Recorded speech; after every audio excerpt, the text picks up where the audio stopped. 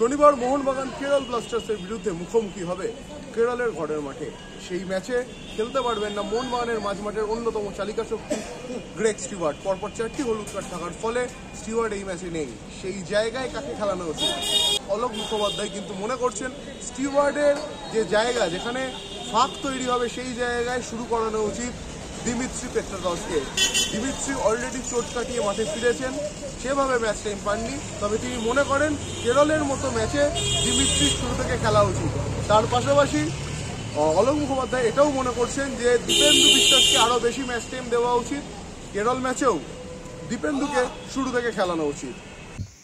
কারণ আর পেছনে ফিরে মোহনবাগান চ্যাম্পিয়ন দোরগোড়ায় পৌঁছে গেছে। শুধু একটা দুটো ম্যাচ জিতলেই তো চ্যাম্পিয়ন হয়ে যাবে একদম। সুতরাং এই টিম নিয়ে ভাবার আর কোনো জায়গা নেই। মোহনবাগান যা টিম, যে গতিতে চলছে, এখন এই টিমকে থামানো অন্য টিমের পক্ষে খুবই মুশকিল।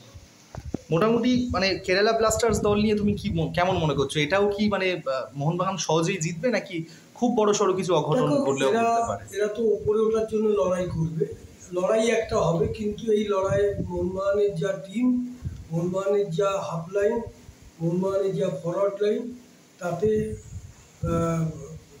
কেরাল ঢোকা খুব মুশকিল আছে।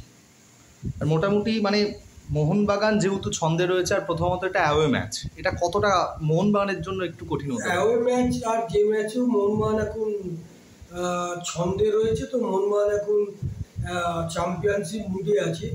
এই টিমকে রুখতে পারলে ভাববো কেরল ব্লাস্টারের একটা করিশ্মা আছে, কিন্তু এই টিমকে রোকা খুবই মুশকিল। 90 মিনিট এই টিমকে ধরে রাখা কেরল ব্লাস্টারের পক্ষে খুব মুশকিল। ম্যাকলারেনের ছন্দে ফেরাটা কতটা পজিটিভ দিক, বিশেষ করে এই সময় যখন আর দুটো তিনটে ম্যাচ জিতলেই লিগ শিরোপা প্রায় কনফার্ম? যাই হোক, ছন্দে তো ফিরেছে, কারণ প্লেয়ারটা তো ভালো। এখন একটু লেটে ফিরেছে, কিন্তু ও যদি একটু আগে ভালো খেলতো, মোহনবাগান যে দুটো তিনটে ম্যাচ হেরেছে সেইটা হয়তো হতো না। অলকদা, আরেকটা প্রসঙ্গ রয়েছে, টম রদ্রিগেজ দুজনেই হয়তো ফিরবেন। সেক্ষেত্রে দীপেন্দু বিশ্বাস দুটো ম্যাচে যে দুরন্ত পারফর্ম করলো, হয়তো তাকে আবারও রিজার্ভ বেঞ্চেই বসতে হতে পারে।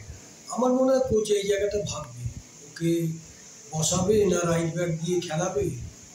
কারণ আমার মনে হয় না দীপেন্দুকে যা পারফর্ম করেছে পরপর দুটো ম্যাচ, ওকে মাঠের বাইরে রাখাটা ঠিক হবে। আমার মনে হয় কোচ, উনি ভালো কোচ, উনি অনেক বেশি বুঝবেন। এখন টিমের স্বার্থে কাকে খেলাবে, কিন্তু দীপেন্দু খেলবে এটা আমি আশা করি।